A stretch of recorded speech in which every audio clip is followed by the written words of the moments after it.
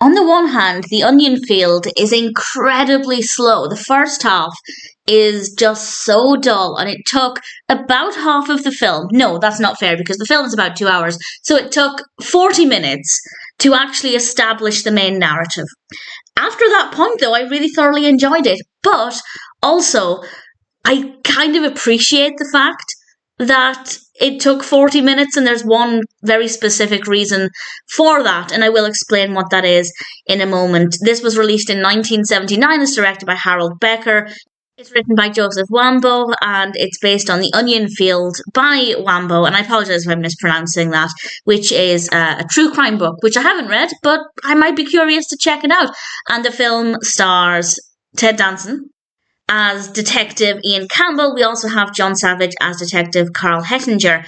And the film is about Hettinger's experience after something happens. And I feel like I'm giving a spoiler because I'm about to explain something that happens 40 minutes into the film, but that is setting up for the main narrative. So it's not actually a spoiler, but it did take 40-something minutes.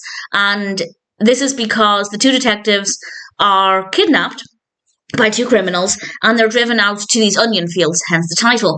And one of the detectives is shot.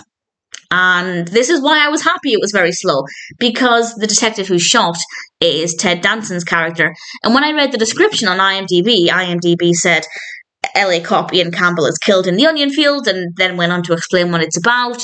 And then I realised Danson played Ian Campbell, and I thought, oh great, the reason I'm watching this is going to be killed really early on in the film.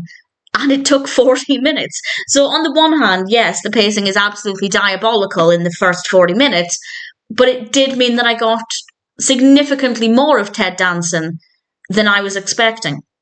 So I don't know what to make of that. If it wasn't Danson, if it was an actor I wasn't familiar with, then I would have a lot more of a negative view of those first 40 minutes. But Danson made it worthwhile. But as I said, the rest of the film, also, the shooting was so brilliantly executed. I didn't expect it to go like that. Usually, not always, but usually when somebody's shot in a film, they're shot, they thud, end of story. But this one was just, it was very dramatic, but it was very powerful. And the rest of the film is about Hettinger trying to deal with the aftermath, the emotional problems that come with this. Obviously, there's this element of survivor's guilt. He was being shot at as well, but he fled away. And he has this survivor's guilt of surviving. And it's clear when we see the scene that he couldn't have done anything. It's not like there was something he should have done that would have made a difference, at least in my opinion.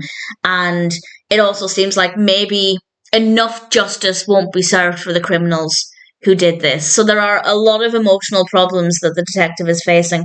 And it was really fascinating. We have a lot of courtroom scenes, which I always really, really love in films. So that really appealed to me.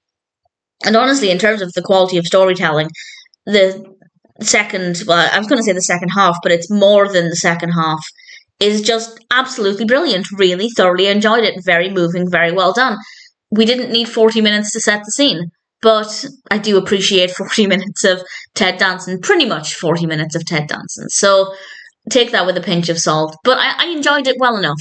The pacing issue aside, I'd say The Onion Field was a well-written narrative, definitely an interesting story, some really interesting, well-written characters, and some really great performances there as well. So all things considered, I can say that I enjoyed The Onion Field. It's not perfect, but it's still a good experience. And if the narrative sounds like something that might appeal to you, then needless to say, I'm very happy to recommend it.